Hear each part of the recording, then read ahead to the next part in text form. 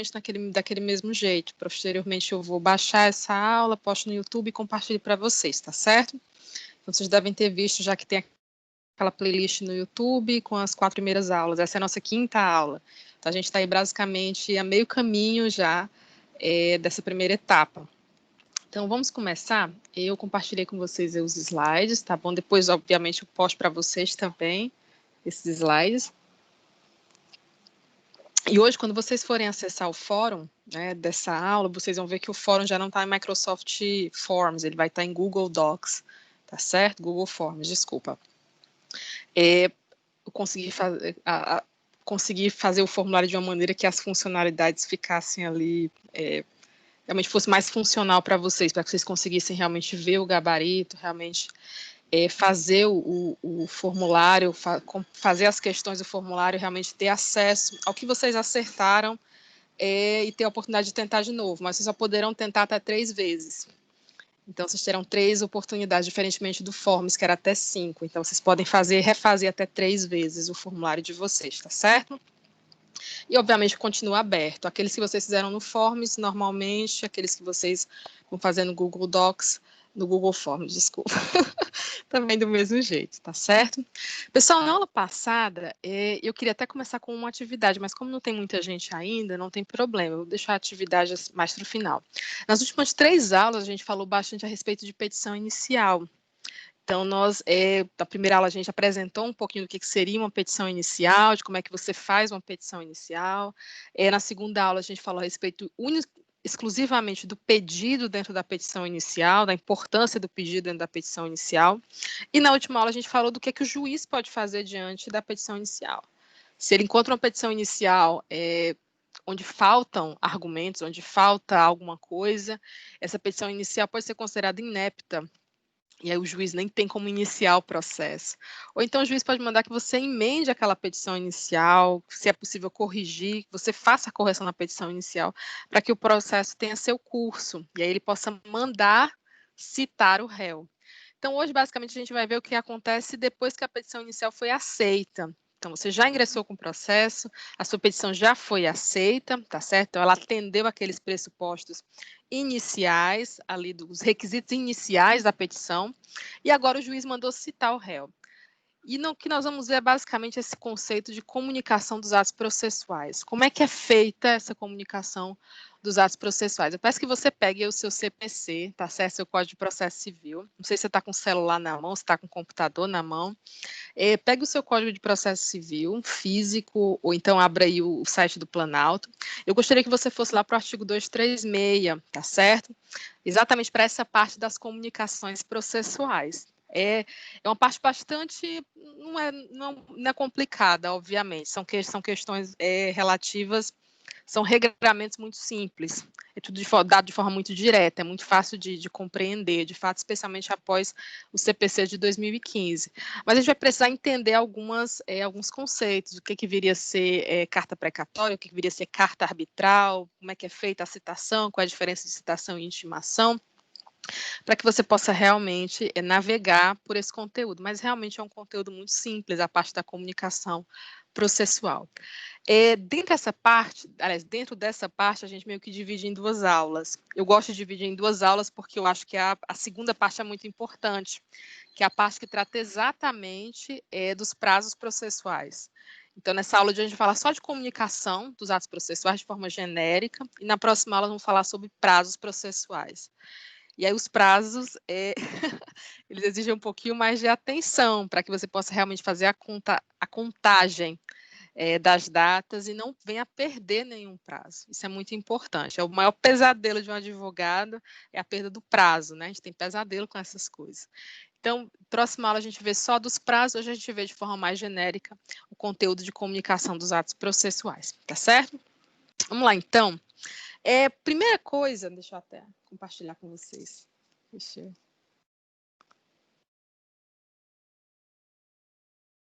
Um pouquinho mais devagar, pessoal, mas compartilha.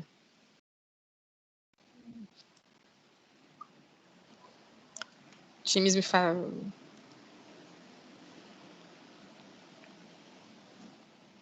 Vamos lá, amiguinho. Ele está mostrando para vocês a minha telinha do slide ainda, mas estou tentando compartilhar a parte do Código de Processo Civil, onde nós iniciamos realmente aquilo que é a base da comunicação processual. O primeiro contato, a primeira forma de comunicação processual, que é a citação. Citação e intimação, tá certo? A citação em si, com toda certeza, é a primeira forma de comunicação e, com certeza, uma das mais importantes. Aliás, a mais importante. Ela é que inaugura o processo.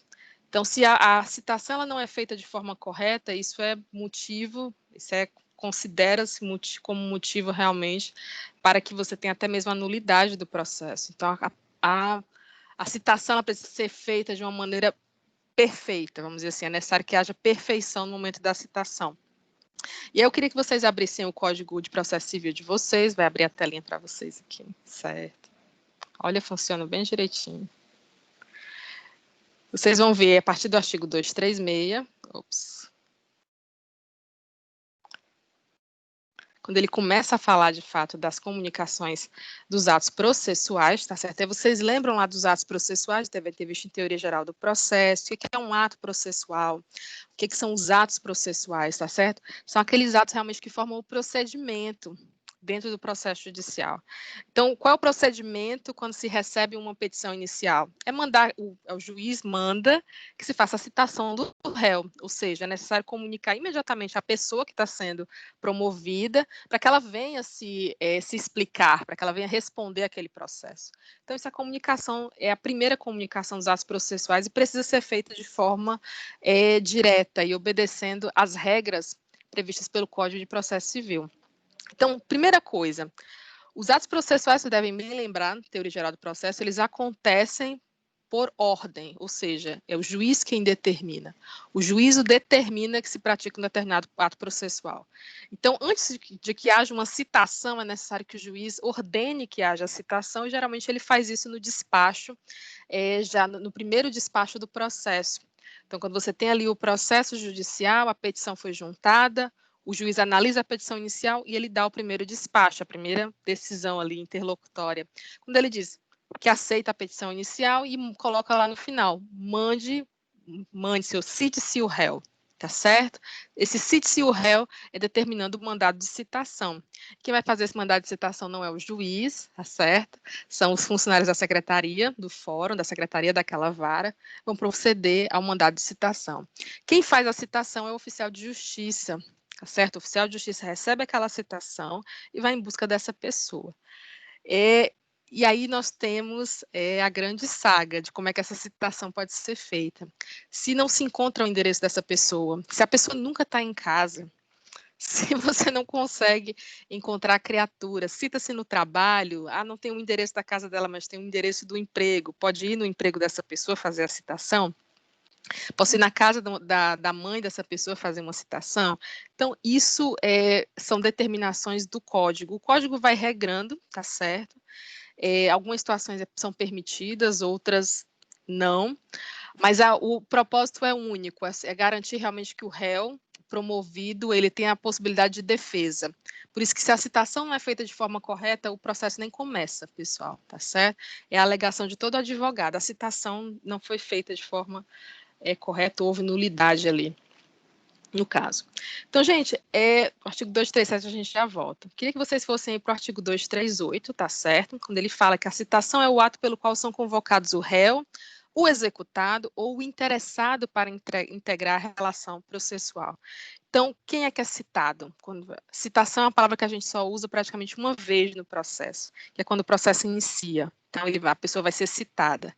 Uma vez que você já respondeu ao processo, ou seja, você já se apresentou, você já sabe da existência do processo, você não é mais citado, você é intimado a praticar determinados atos processuais. Então, a citação realmente só acontece quando você nem está sabendo do processo e recebe pela primeira vez aquela carta de citação, ou seja, comunicando a você da existência daquela petição inicial e convocando você para se apresentar suas explicações, apresentar sua defesa, tá certo? E aí o artigo 239, com certeza, é um dos mais importantes, que garante que para a validade desse processo é indispensável a citação desse réu. ou do executado. Executado, obviamente, vocês já sabem quando há execução, tá certo? No caso, execução de uma dívida, tá certo? Execução de um título de crédito. No direito tributário, uma execução fiscal, ou seja, nesse caso, a pessoa que está sendo promovida é chamada de executado. É salvada as hipóteses de indeferimento da petição inicial ou de improcedência liminar do pedido. Então, se não houver uma citação verdade, uma citação completa, uma citação perfeita, se esse réu de fato não foi comunicado, nós não temos como falar realmente que houve que o processo realmente se iniciou sem nenhuma nulidade. Um grande exemplo a respeito disso, com certeza, é com relação à teoria da aparência. O Código de Processo Civil de 1973, ele permitia, esse código também permite, mas o Código de 73 permitia que uma pessoa jurídica que precisasse ser citada, tá certo? O oficial de justiça se dirige àquela pessoa jurídica, tá certo? Aquele estabelecimento que precisa ser citado.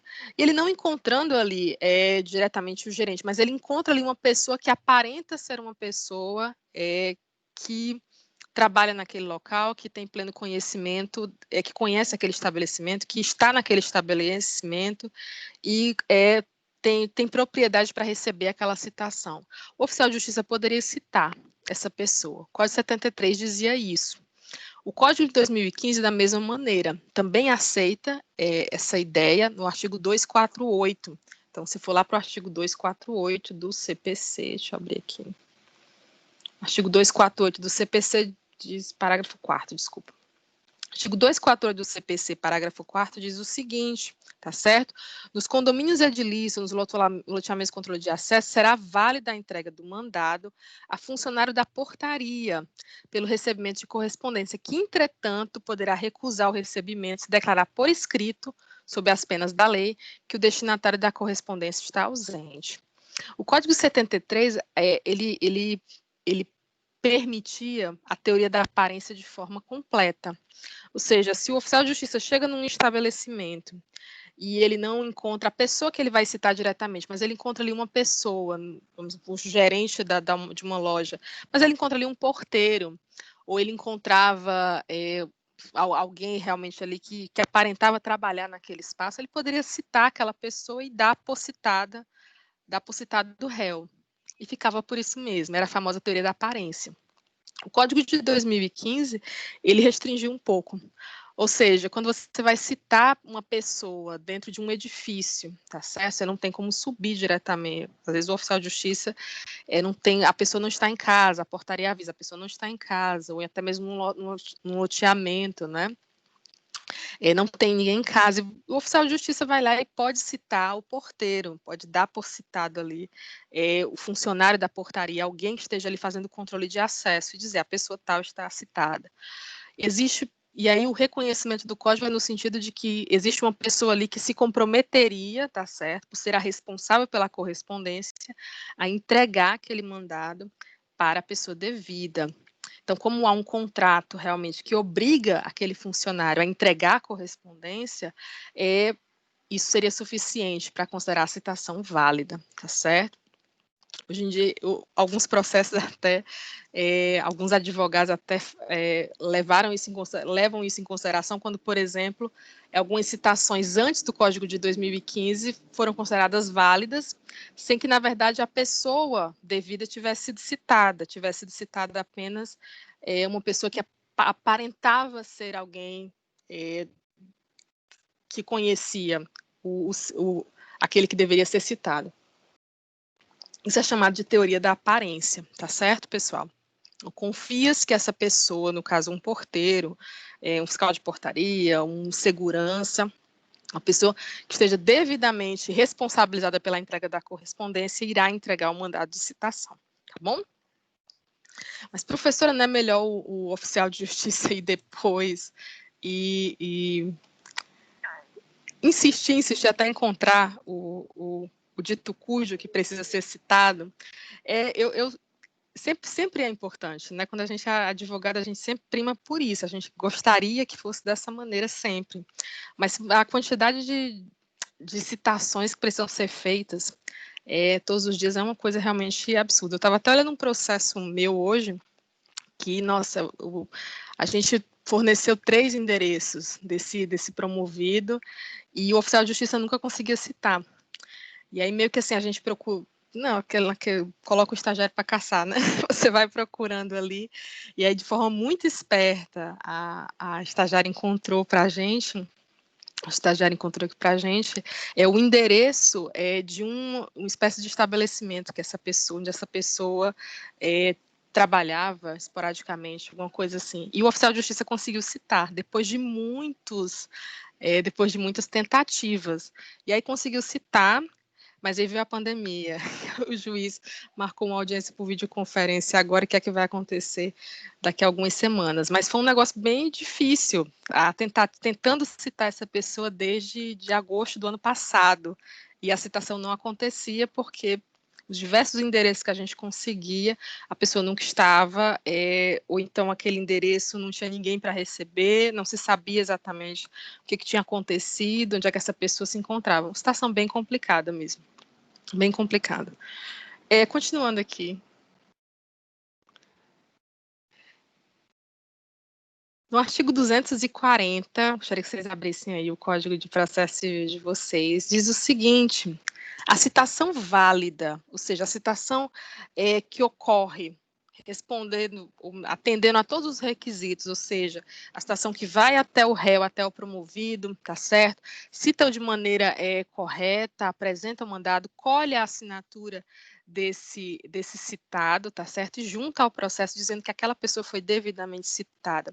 Essa citação válida, mesmo que ordenada por um juízo incompetente, ou seja, aquela pessoa não tinha exatamente competência para aquele caso, essa citação ela vai induzir litispendência. Alguém que pode me explicar o que é litispendência? Alguém lembra o que é litispendência?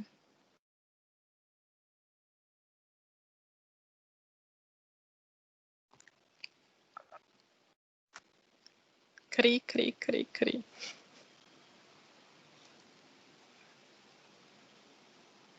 Ninguém lembra o que é litispendência? Nossa Senhora.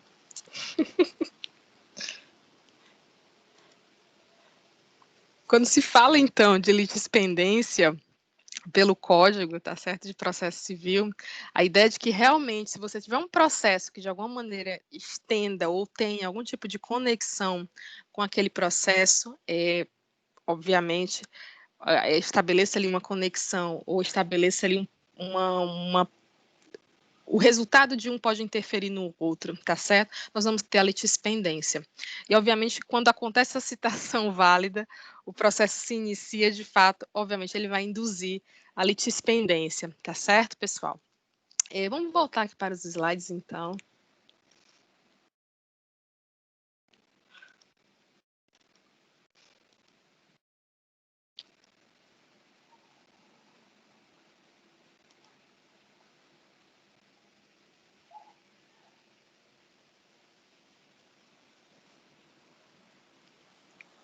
Nossa.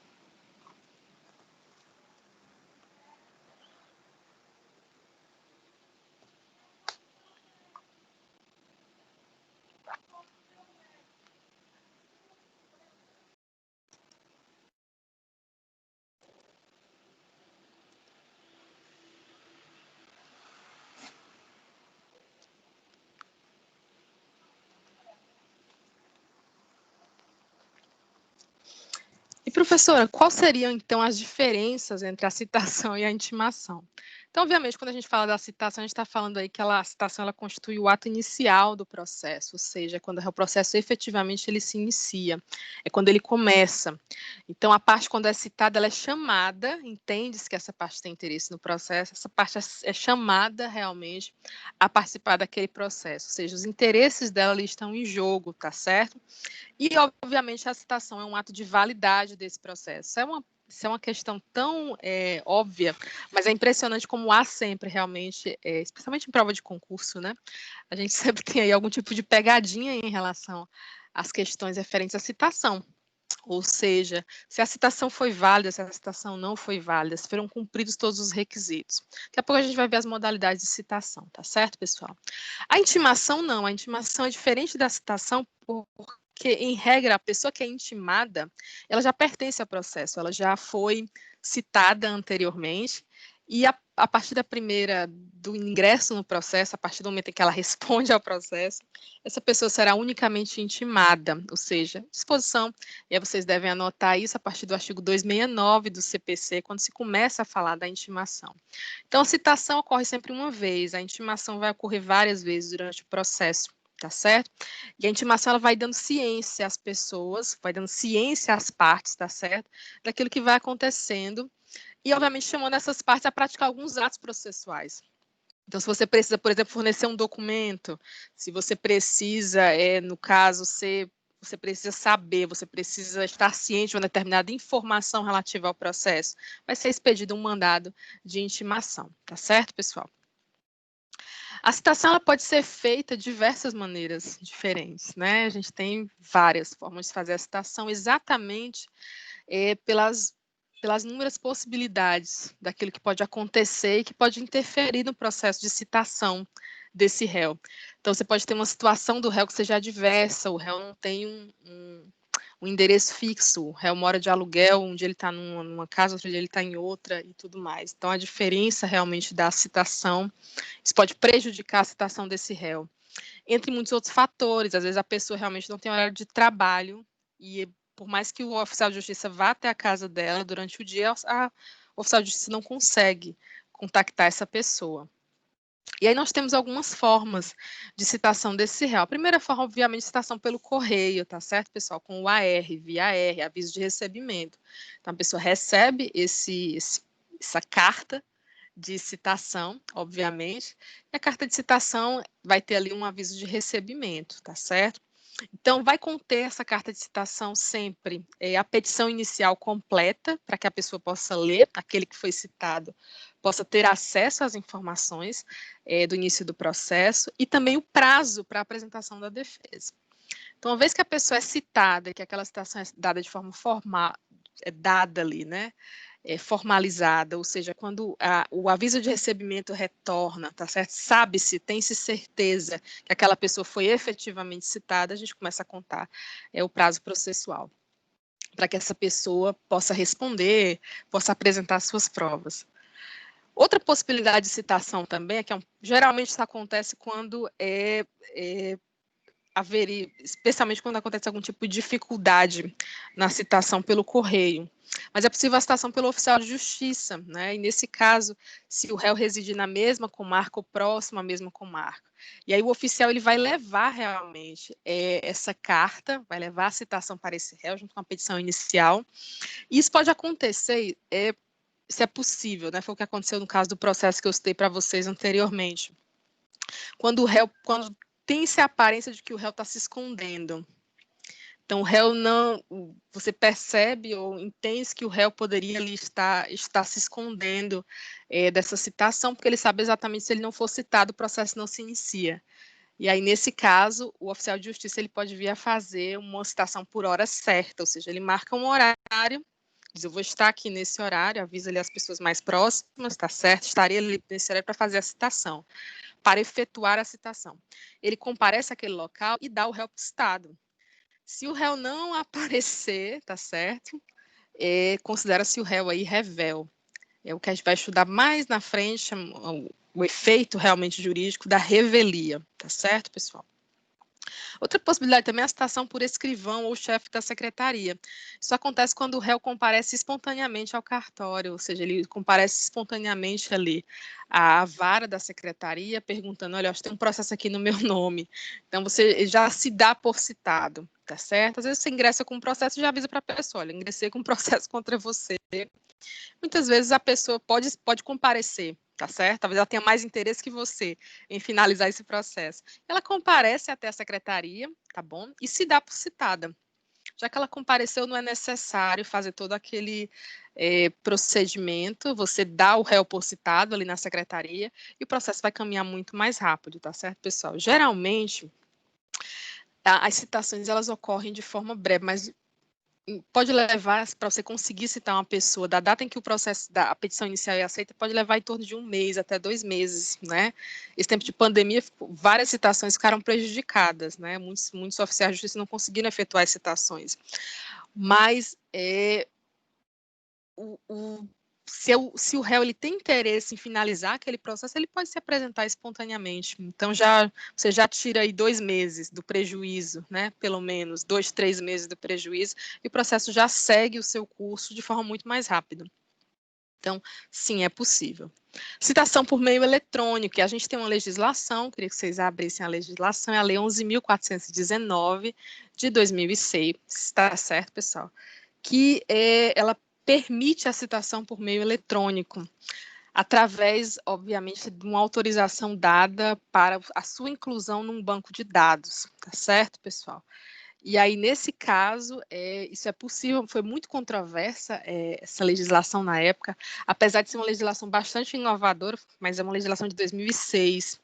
Para vocês terem uma ideia, em 2006 a gente ainda... Nós tínhamos internet no Brasil, obviamente, mas em boa parte do país nós tínhamos a internet de escada, uma internet muito lenta, né? Então, a internet mesmo, o Wi-Fi, essa internet essa internet mais rápida, bem mais rápida, né? Que é a internet de escada, ela passou a ser comum no Brasil a partir de 2010. Então, havia muita controvérsia quando essa lei foi efetivamente promulgada, né? Essa citação por meio eletrônico, será que isso realmente veio para ficar? Hoje em dia a gente sabe que veio para ficar, né? Não tem como você ingressar com um processo hoje em dia sem utilizar os meios eletrônicos. A problemática é em torno de qual sistema. Então, geralmente, a Justiça do Trabalho utiliza Projude, a gente vai ter também o ESAG, né? A Justiça Federal tem outro. As formas de certificação digital são um pouco confusas, mas o processo eletrônico ele veio para ficar. E a citação por meio eletrônico ela vai se tornando cada vez mais comum, né? Eu acredito que em alguns anos, talvez até mesmo em uma década, a gente tem um processo regido majoritariamente por meio eletrônico, especialmente no interior, né? Com a interiorização da justiça. Citação por edital. Essa citação é muito interessante, se vocês procurarem nos sites de jurisprudência, vocês verão que é uma citação muito controversa, porque ela abre muito espaço para as nulidades. Então, sempre há a possibilidade de se levar de se argumentar realmente que houve uma nulidade na citação por edital. O que ela significa, né? Sempre começa explicando pelo fim. Primeira coisa que a gente deve analisar na citação por edital é que o réu, ele tem uma característica muito clara, ele vive num local incerto, tá certo? É um local incerto, é um local desconhecido, pode até ser um local inacessível, difícil de você conseguir descobrir. A pessoa mora do outro lado de um rio, acontecem muitas cheias, não sabe-se muito bem, não tem nem número e muito menos zona postal. É um local bem incerto, bem desconhecido, bem inacessível. Certo, pessoal? Não seria uma coisa tão fácil de efetuar a citação. E aí, nesse caso, é possível realizar uma citação por edital. Então, você realmente publica um edital, no caso, esse edital tenta se dar maior publicidade a esse edital nos arredores onde esse réu vive e se faz a citação. Como eu disse para vocês no início, é muito controversa. Dá-se o réu por citado, ou seja, vamos dar por citado para a gente começar o processo. A ideia seria essa.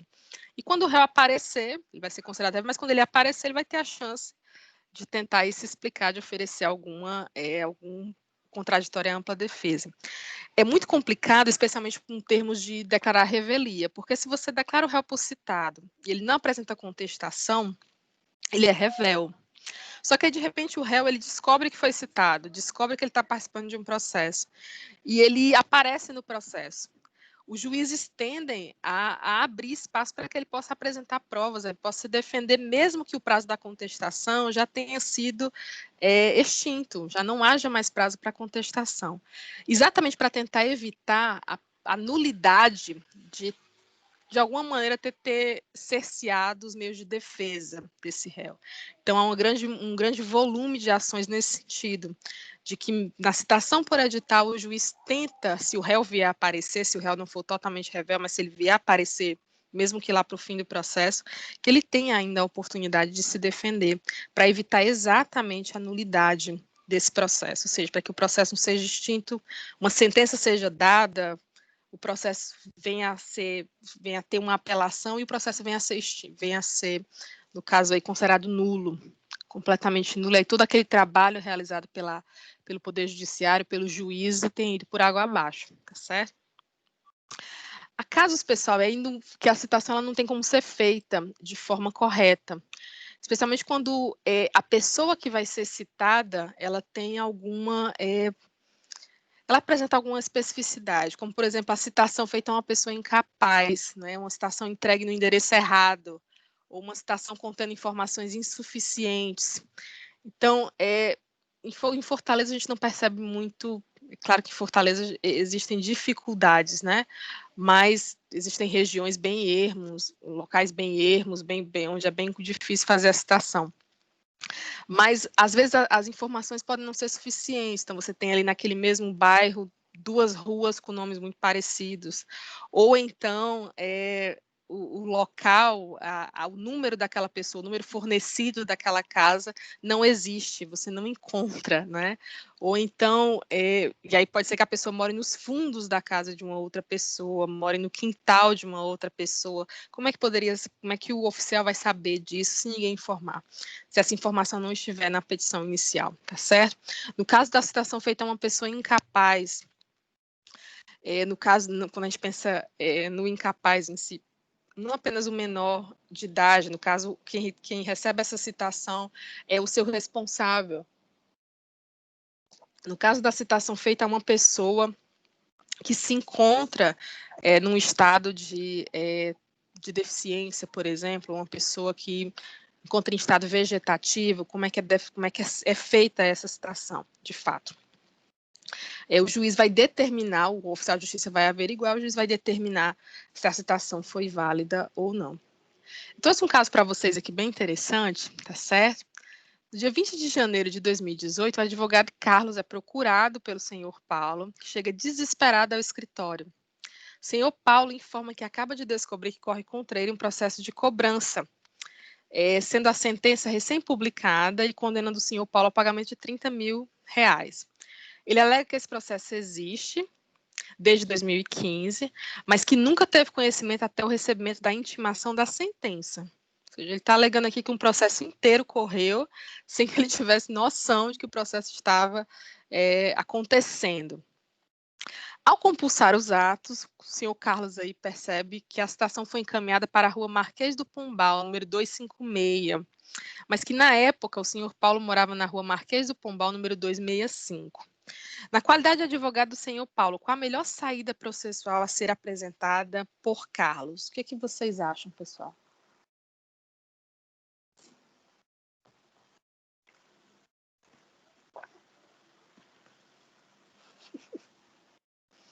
Cri. Alguém tem alguma resposta?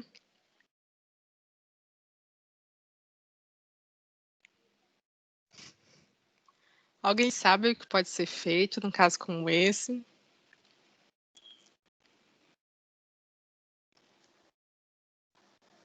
Eu nem entendi o que aconteceu aí. Posso reler, sem nenhum problema. Deixa eu reler, então.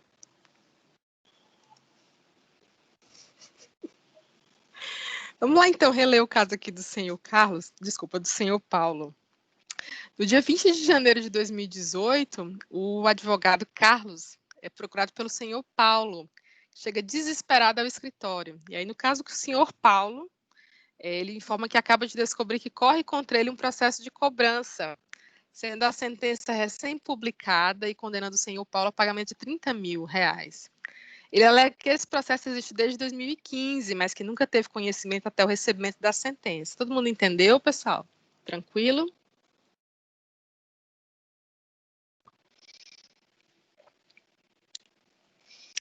Ao compulsar os autos, Carlos percebe que a citação foi encaminhada para a rua Marquês do Pombal, número 256, mas que à época o senhor Paulo morava na rua Marquês do Pombal, número 265. Na qualidade de advogado do senhor Paulo, qual é a melhor saída processual a ser apresentada por Carlos? O que vocês acham? Eu nem tinha visto que eram dois números diferentes. Ai, inteiro. O que vocês acham que dá para fazer numa situação como essa? Dá para ele se mudar para outra O casa. que vocês fariam na como outra rua. advogados? Você se muda para outra rua e está resolvido o problema, né, Erotilde? Pronto, não vai ser citado, olha aí. Ele foi citado no endereço errado. Morava, a citação foi encaminhada para a rua 256, Marquês do Pombal número 256, mas ele morava na rua Marquês do Pombal 265. Então você vê, 2 números foram trocados aí de local. O que vocês acham que deveria acontecer numa situação como essa? Esse processo é válido ou não é?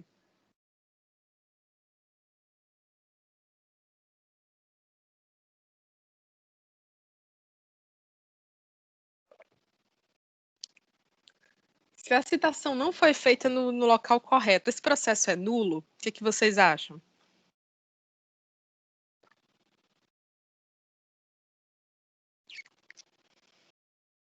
Cri.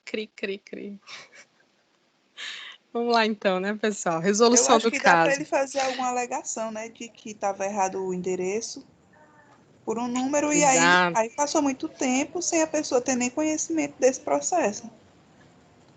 Exato. Quero que vocês abram aí. Obrigada, Erotilde. Muito obrigada.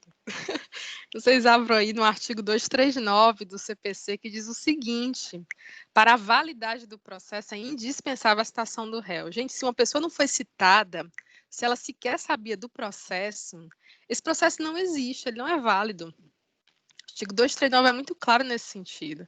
Então, assim, se não houve a citação do réu, se o réu não sabia que esse processo estava acontecendo, tá certo? Se houver um erro no mandado de citação desse réu, esse processo ele é inválido. E, obviamente, é isso que o advogado vai tentar alegar. O advogado realmente vai alegar que o processo tem uma nulidade, ou seja, que esse processo ele não pode sequer ser considerado válido e, consequentemente, essa sentença, se ela foi dada num processo nulo, ela também é nula, tá certo? Então, essa seria a alegação aí do juiz. Então, é muito importante esse tipo de análise. Então, você analisa logo o mandado de citação. A citação foi feita de forma válida? Sim, tá certo? Isso é muito importante.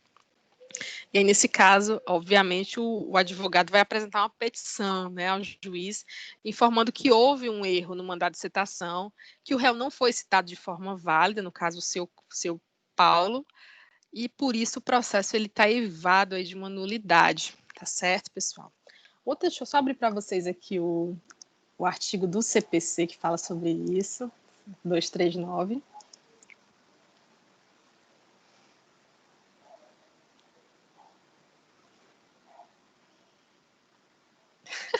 Eu pensava que Edilício é o nome do condomínio. Gente, pelo amor de Deus.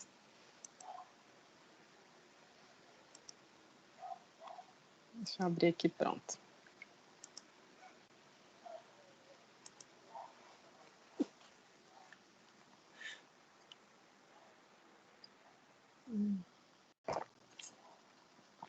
Vai compartilhar, eu acho que pronto, compartilhou direitinho para vocês aí.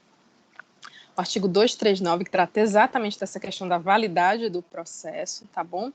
Então, a citação ela é indispensável, ela complica a própria validade desse processo. Se a citação não é válida, o processo não pode ser, o processo tem aí uma nulidade, que com certeza pode aí detonar todo o processo realizado pelo juízo. Gente, mas aí algumas coisas são importantes. Então, o que diz o parágrafo 1º, se o réu, por exemplo, ele comparece espontaneamente, tá certo? Ao fórum, isso supre a nulidade da citação. Então, a citação pode ter sido inválida, mas o réu respondeu, pronto, morreu o processo, morreu a nulidade, porque entende-se que esse réu, se ele ficou sabendo, esse era o objetivo da citação. Então, se ele ficou sabendo, se ele respondeu, se ele contestou, mesmo a citação tendo sido inválida, tá certo? Está suprido aí o problema, está suprido aí a nulidade da citação, a falta da citação. Então, às vezes, eu sempre digo isso para os meus clientes em si, avise a pessoa que você ingressou com o processo. Porque nesse caso, obviamente o advogado dela vai dizer o contrário, né? Espera a citação, não precisa ir lá no fórum, não. Mas é que a pessoa saiba que existe um processo correndo contra ela, né? E que ela, no caso, se a citação não vier a acontecer, se ela quiser comparecer espontaneamente já para resolver a situação, ela vai suprir essa nulidade aí possível em relação à citação. Se for rejeitada a alegação de nulidade, tá certo, pessoal? O réu pode ser considerado revel, que é uma coisa que a gente vai ver mais adiante, que é a revelia, tá certo? Se for execução, o feito terá seguimento, ele vai ser executado de qualquer maneira. Então, a citação foi válida, o réu não respondeu, a execução vai ter segmento, tá certo, pessoal? Continuando aqui. E aí nós vamos ver, vocês vão ver aqui pelo Código de Processo Civil, tá certo, pessoal? As possibilidades, então, de comunicação desses atos processuais. Deixa eu voltar aqui. Ops, peraí. Então, nós vemos aqui as possibilidades de comunicação, como especificamente as cartas, tá certo, pessoal? As cartas, elas estão aí no artigo 236, já no início, que diz o seguinte: parágrafo 1º, será expedida carta para a prática de atos fora dos simples limites territoriais do tribunal. Essas cartas, tá certo, pessoal? Elas são utilizadas exatamente quando o réu, quando a pessoa que precisa ser citada, ela não está no limite daquela comarca.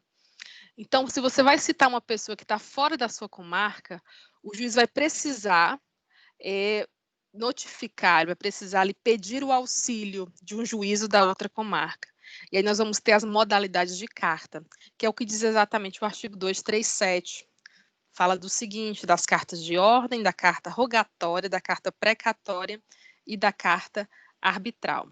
Vamos começar então, vamos ver cada uma delas.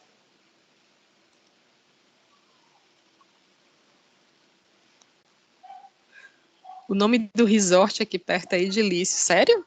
Qual resort? Resort Edilício? É um condomínio, Edilício? Parece o nome de uma pessoa mesmo, Edilício.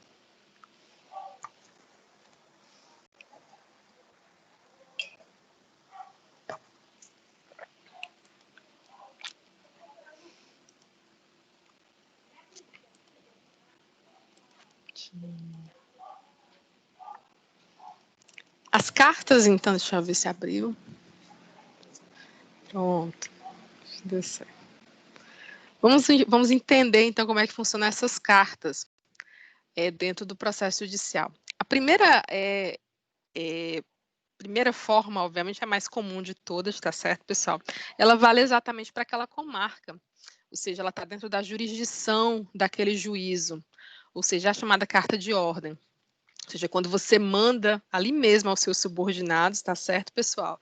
Ele já possa, ele vai fazer realmente ele vai cumprir aquela ordem. A carta de ordem, tá certo, pessoal? Ela vai ter uma função dentro da própria jurisdição. Então, geralmente, ali dentro, você não precisa de uma... Nossa, saiu aqui, peraí. Visualização. Ai. Peraí. Nossa, mas que coisa lenta. Peraí, pessoal, que ela saiu da citação, do formato, mas não tem problema, vocês estão conseguindo ver, né? Deixa eu diminuir aqui, pelo menos. Não estou conseguindo diminuir. Muito lento. Vamos lá, continuando, não tem problema nenhum. Não tem problema nenhum, tá certo, pessoal? No caso, então, dessa carta de ordem, quando ela é cumprida dentro da própria jurisdição, não tem o que se falar nessa situação. Então, os atos processuais acontecem ali mesmo, na jurisdição do juízo que está sendo, onde o processo está correndo. Então, não há necessidade, não é em outro município, não é em outro estado. Depois eu respondo aqui. O Raí está presente? Ele mandou uma mensagem aqui. Acho que não, né? Então, não há necessidade realmente de busca em outro local. Diferentemente, é claro, não estou conseguindo nem passar. Nossa, que maldade. Deixa eu clicar aqui, peraí. Pronto. Vamos lá, meu filho. Pronto, carta rogatória. Quando a gente fala, então, da carta rogatória, a gente está falando exatamente dessa carta que vai em direção à autoridade estrangeira. Estou incomodada, peraí. A carta rogatória, tá certo, pessoal? De pedido, né? Você envia realmente para um outro país e solicita ao juízo desse país que pratique aquele ato. Então, é muito utilizado realmente quando você sabe que o réu, uma das partes mora, ou então um terceiro interessado, ele mora realmente em outro país, e o depoimento daquela pessoa, os documentos que aquela pessoa pode prover, tá certo? Ou, se caso se é o réu mesmo, essa pessoa precisa ser citada mediante carta rogatória. E aí, nesse caso, é feito através de juiz estrangeiro. Professora, demora muito?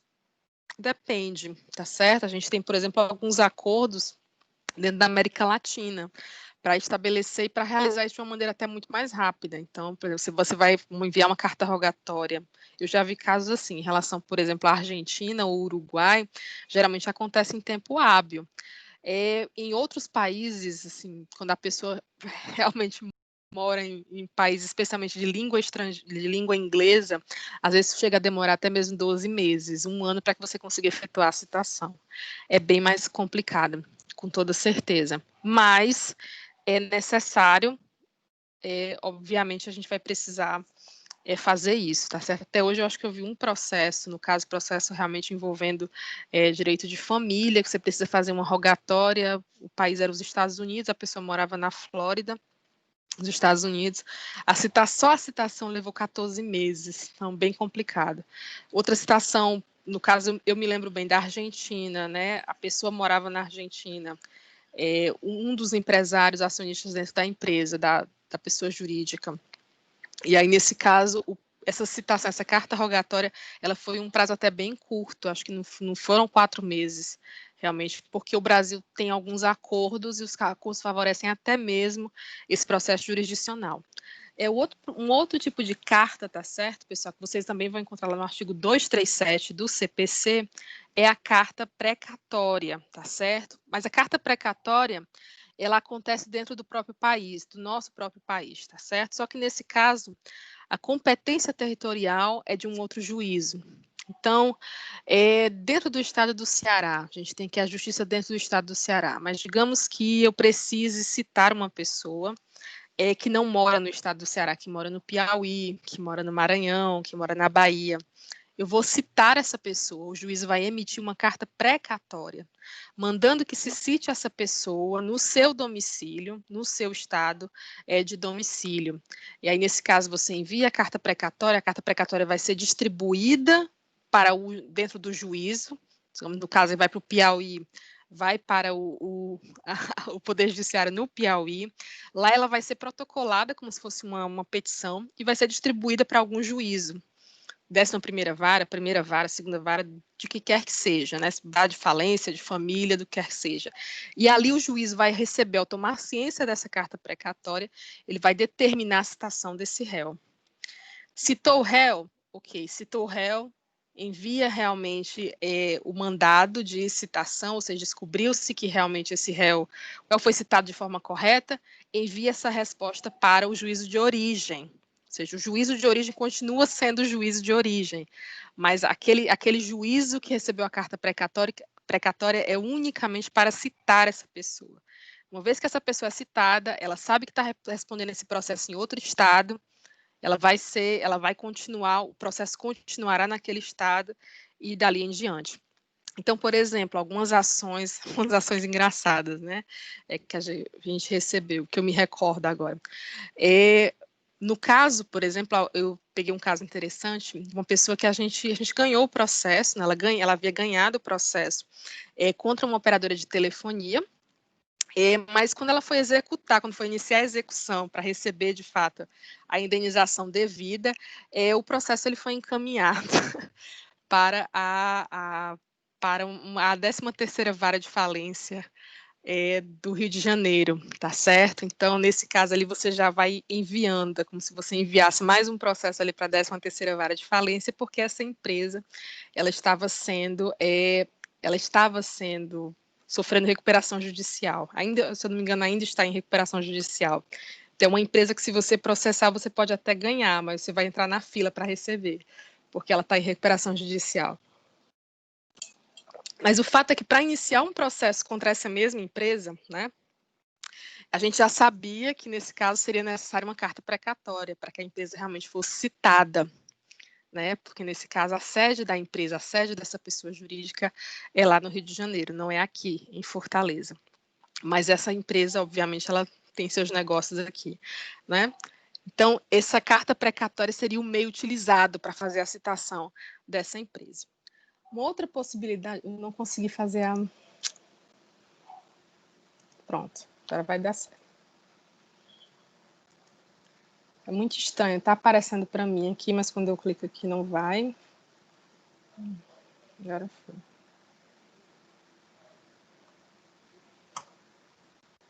Aqui não tá indo. F5 não foi. Pronto, agora vai. Agora vai dar certo. Deixa eu ver aqui, deixa eu ver.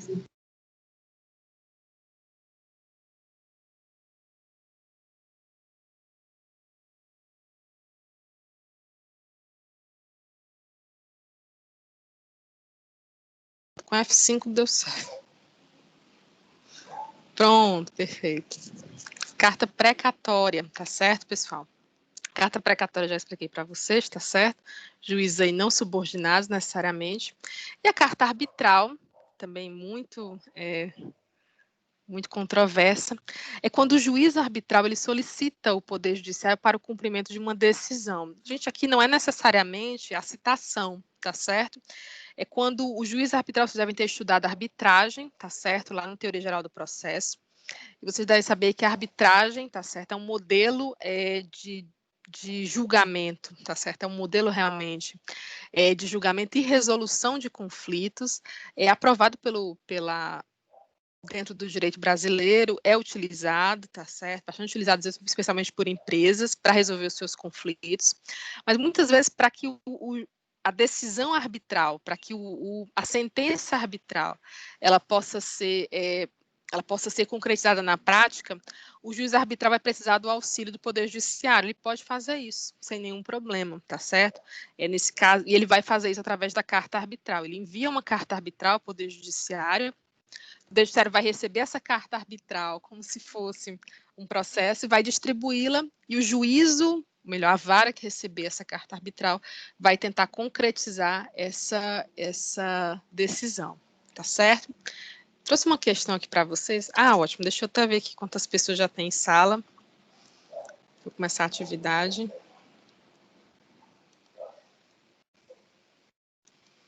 Olha, cadê esse perfil?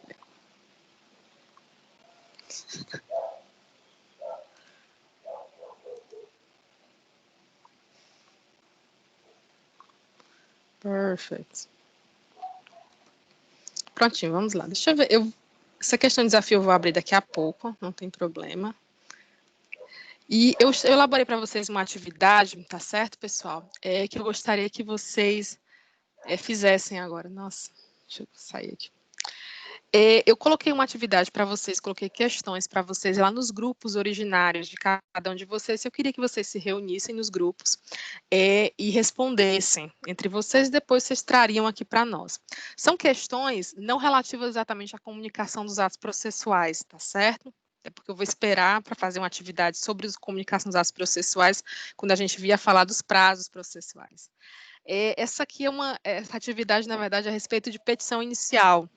Então, eu gostaria que vocês lessem os casos, tá certo? E discutissem aí como é que seria uma petição inicial em relação a cada um desses casos. Então, eu vou chamar cada um de vocês no grupo, nos grupos de vocês, só tem 2 grupos nessa turma, é o grupo Justiça e o grupo Sabedoria. Então, cada um de vocês vai receber um caso diferente, cada grupo recebeu um caso diferente. Vocês vão discutir no grupo de vocês qual seria a petição ideal, tá certo? O que deveria ser pedido nessa petição inicial para cada um desses casos. Então, eu vou chamar, não precisa sair dessa reunião, eu vou chamar vocês na outra reunião, tá certo? Em cada um dos grupos, para que vocês possam fazer a discussão a respeito dos casos, tá bom? Então, vamos lá, vou chamar primeiro aqui o grupo da Justiça.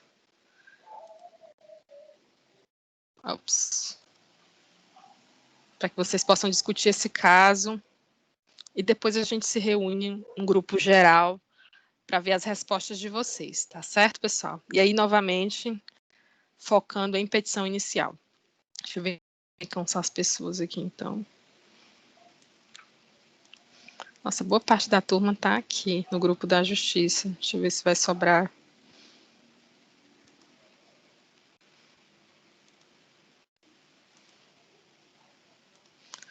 Pronto, estou chamando a Bruna Daiane, a Karine Monitelli, Erotilde e Tamiri, que fazem parte do grupo da Justiça, tá certo? Então...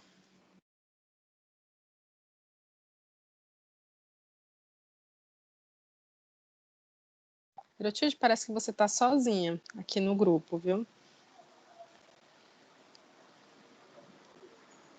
Aparentemente parece que é só você e você, viu, Erotilde? Não, a Bruna Daiane acabou de entrar, ótimo. Deixa eu mostrar para vocês, então, o que vocês vão, o que vocês vão estudar. Qual é o caso que vocês vão ler, tá certo? Deixa eu colocar a Maria Elizabeth aqui. Bruna Daiane, Karine Monitelli, Erotilde, ok.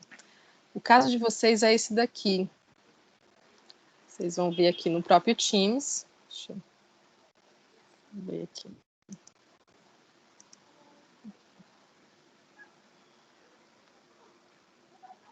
Pronto, acho que vocês estão vendo aí minha tela, não tenho certeza. Se vocês estão vendo a minha tela, por favor, me digam aqui, na lateral, por favor.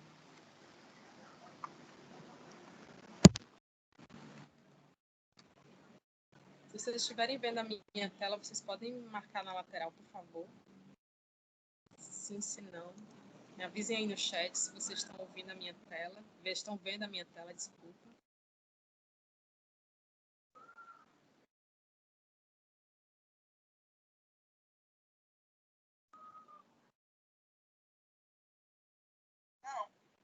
Não vai ver nada. Deixa eu ver se eu consigo.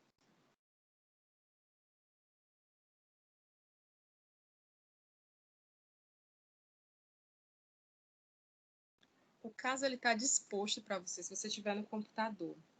Ele está colocado para vocês.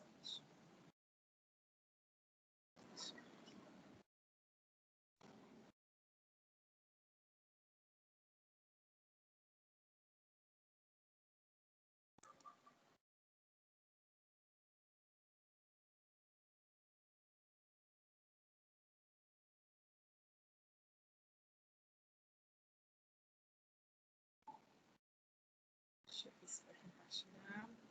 Deu certo, Erotilde? Compartilhou?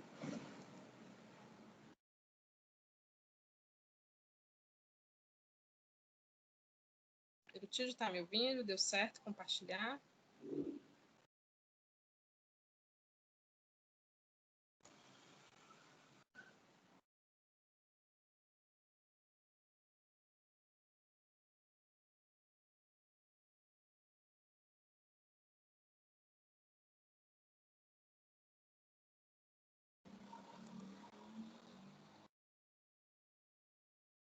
Alô, pessoal, vocês estão me ouvindo?